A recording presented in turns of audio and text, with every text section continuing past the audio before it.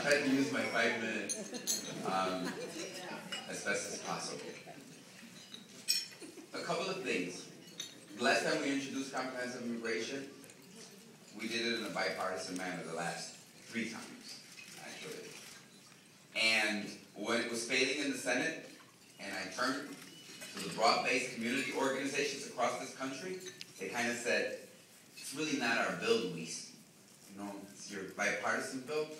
And it was when it was dying in the Senate, no one came to help. Because they really didn't feel a sense of connection and ownership with the bill. So we introduced it in a bipartisan manner with 13 members. Well, before we left on recess, we introduced a new comprehensive immigration reform bill. But it's a comprehensive reform bill in which many people in this room participated in the drafting. And so when it was introduced, whether people were in LA or in San Francisco or in Chicago or Miami or in Chicago, they were celebrating the bill and support for the bill. And it has 92 original sponsors of the bill, not 13. Yes, they're all Democrats, but there are 92 of them. Because one of the things you have to always remember, and I remember Harold Washington was the first African-American mayor of the city of Chicago. And he used to always tell me, never forget the base. And, you know, sometimes we forget the base. We try to expand so much to be so inclusive and to bring so many people under the tent that we forget the base. And when you forget the base, guess what happens? The tent falls right on top of you. We didn't forget the base this time when we introduced the bill. We made sure that they were. So that bill, we're going to meet tomorrow morning so that we expand and we get to 100, past 100, and we continue. And I think it's time that we demand hearings. I mean, you have a bill, the Democratic majority, and you have 92 people. We have Conyers, who's the chairman of the judiciary, is on the bill. And I wanted to also tell you, because I think it's very important here at Maldef, given the rich history that Maldef has in working to coalesce with Asians and African Americans and other diverse groups here in America, that 2/3 of the Black Caucus are original co-sponsors of the bill. I mean, if you think of LA, you think of Maxine Waters, right? And she's on the bill. And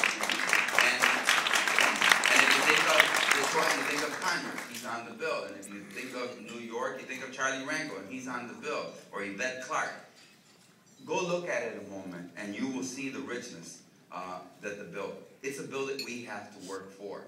You know, people ask me, says, well, Luis, you know, because, you know, it's the elephant that's in the room, right? Everybody's going, pero Luisito, y anoche no pasó algo en Massachusetts.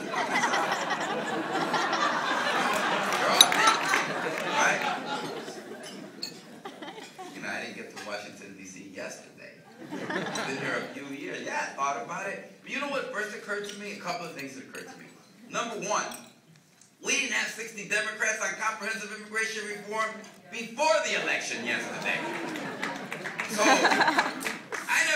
we never had 60 Democrats, okay? We've always said that we need Republican support to pass comprehensive immigration reform, and we have to make sure that we have our base sufficiently solidified and behind the proposal that they will move on those Republicans and tell them to do the right thing, or then maybe their elections are in jeopardy. And if we don't mobilize and organize our community, we'll never have the vote. So we didn't have 60 yesterday, hay 59. Yo me imagino que los mismos demócratas que iban a votar con nosotros ayer, van a votar con nosotros hoy.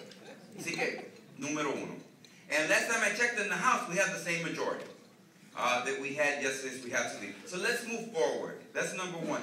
Number two, it was almost as though, did Kennedy's, you mean the man spent 50 years here and one election, his legacy is gone?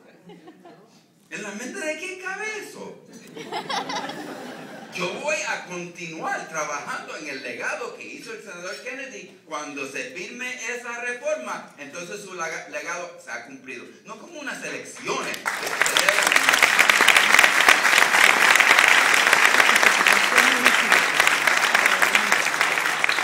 If we here in Washington, D.C. send a message back to our base that somehow we're afraid, that somehow we're disillusioned, that somehow we're taking a step backward, that's the wrong message. We have to send them the correct message, and that is that we're going to fight. I didn't wake up any less determined this morning than I was yesterday in terms of getting, because the need is exactly the same, if not greater today than it was yesterday. And lastly, look, for those of us who have traveled throughout this country and met with women who are in sweatshops in LA, or met with women that I met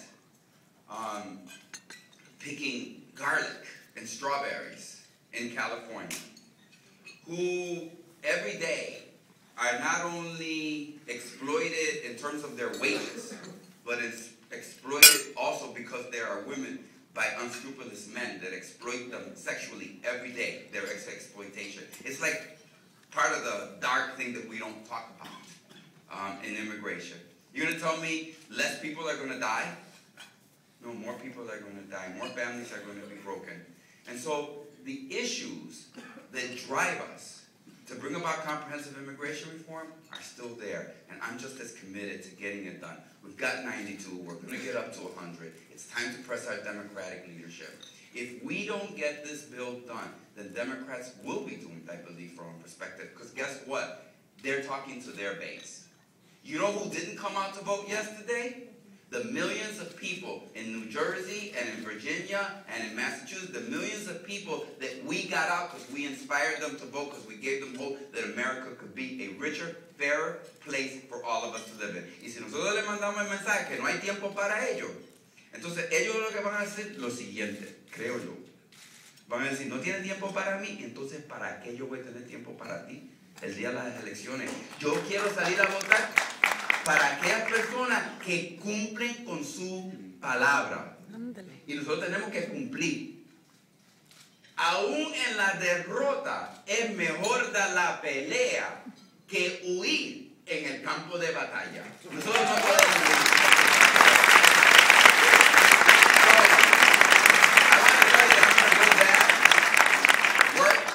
I look forward. We got a great coalition.